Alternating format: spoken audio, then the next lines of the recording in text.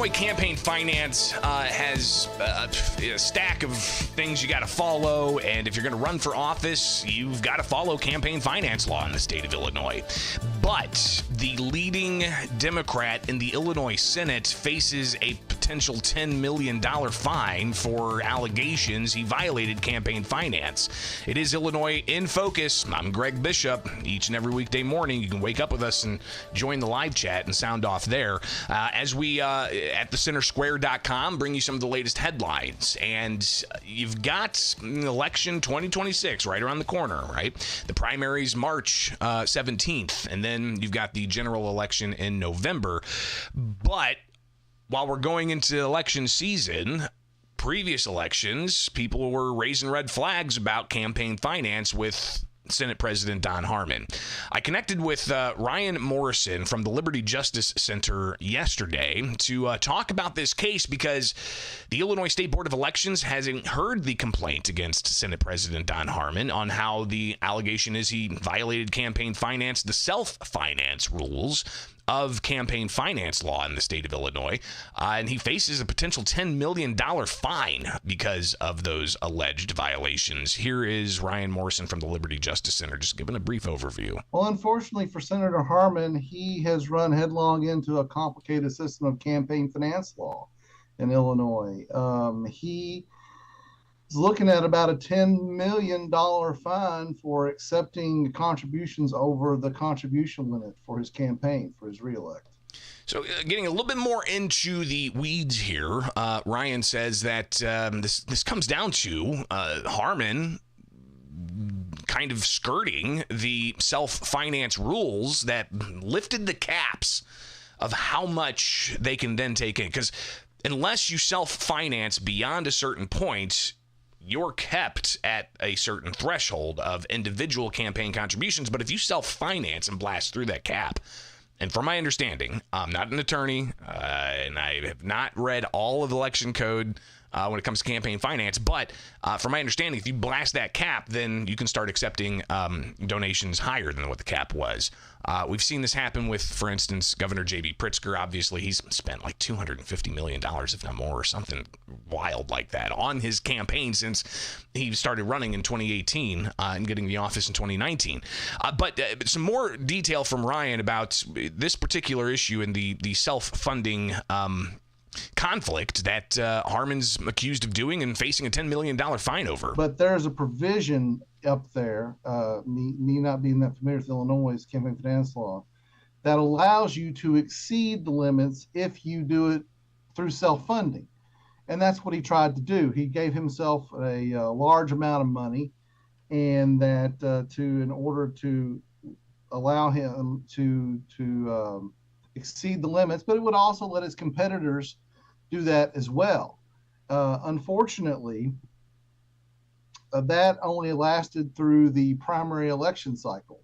And it really comes down to the way the election cycles are defined in Illinois.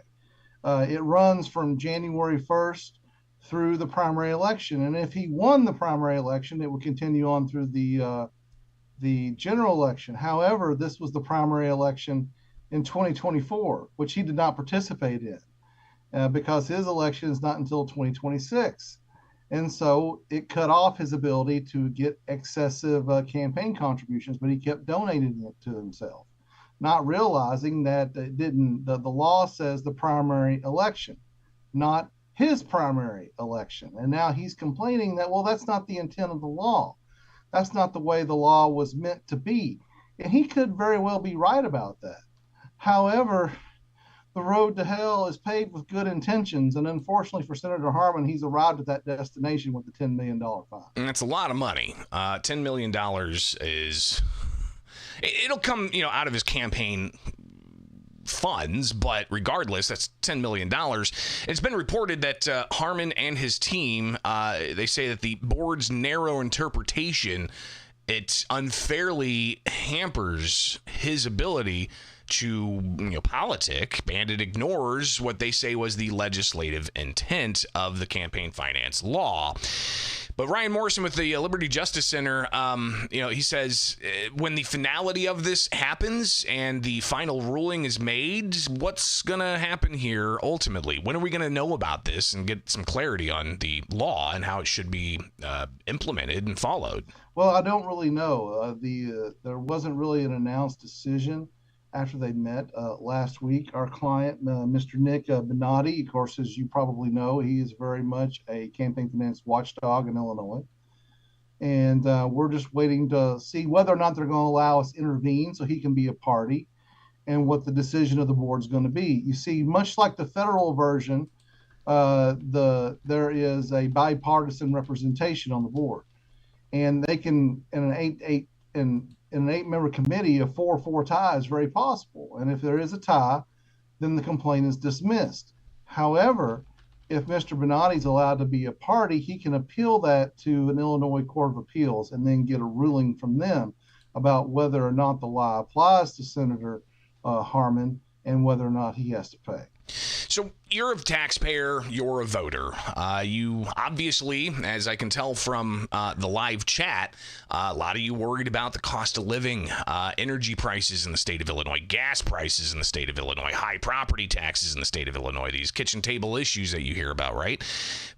But what about campaign finance law? Do voters care about that?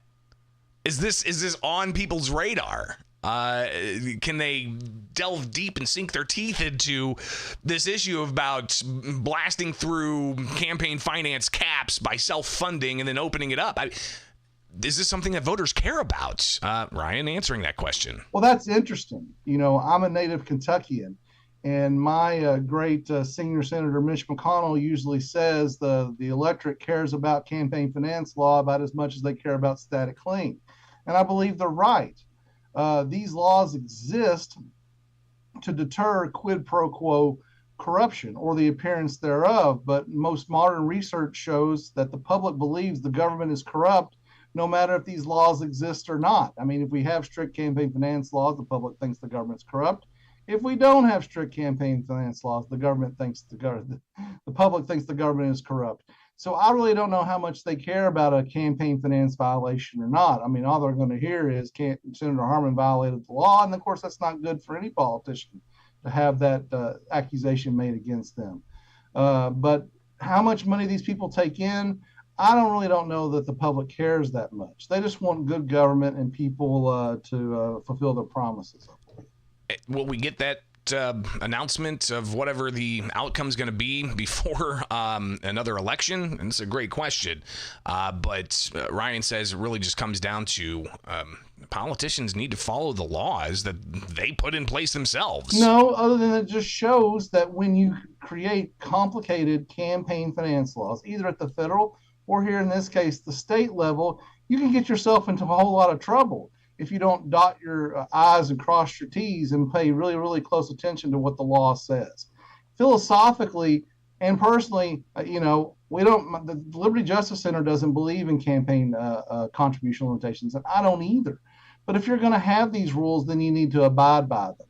And this would be a good case in point to say, hey, maybe we don't need all these complicated laws and we can have a little bit more freedom in our election speech. Is that going to be the outcome of this, or is Harmon just going to pay the $10 million fine?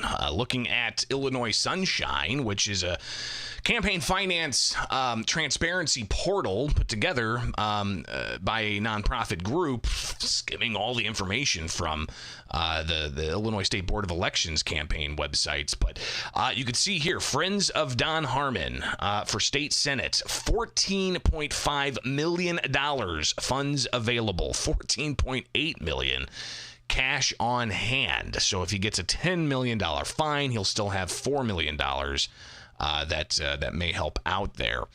So how is this going to play out? It's a great question, but it's a tough spot for Harmon, that Ryan Morrison from the Liberty Justice Center said. The statute that allows you to go over the limit limits it to these election cycles, which are defined in Illinois law as January 1 after the general election to the primary. And then the day after the primary, if you win, till December 31st. And the self-funding thing, specifically says you have to win that primary, but Senator Harmon didn't participate in it because in the 2024 primary, because his is not for another 2 years. And, you know, just going by the strict black letter law there, he messed up. And he could be right that that's not the way the law was meant to be, but that's the way they wrote it. And so the Board of Elections is just enforcing it the way it's written. So what's going to happen next? It's just tough for him. We'll be watching. It's Illinois in Focus Daily. You can wake up with us each and every weekday morning here as those watching the live stream for some reason got kicked off. I'm not sure why, guys, but it happens. I don't know. It said I had an excellent connection. I guess we'll just see what to do about that. That's why we do the segments locally, so you can get these segments in whole. All right. It's Illinois in Focus Daily. Like, subscribe, hit that notification bell, and wake up with us each and every weekday morning here for more Illinois in Focus Daily.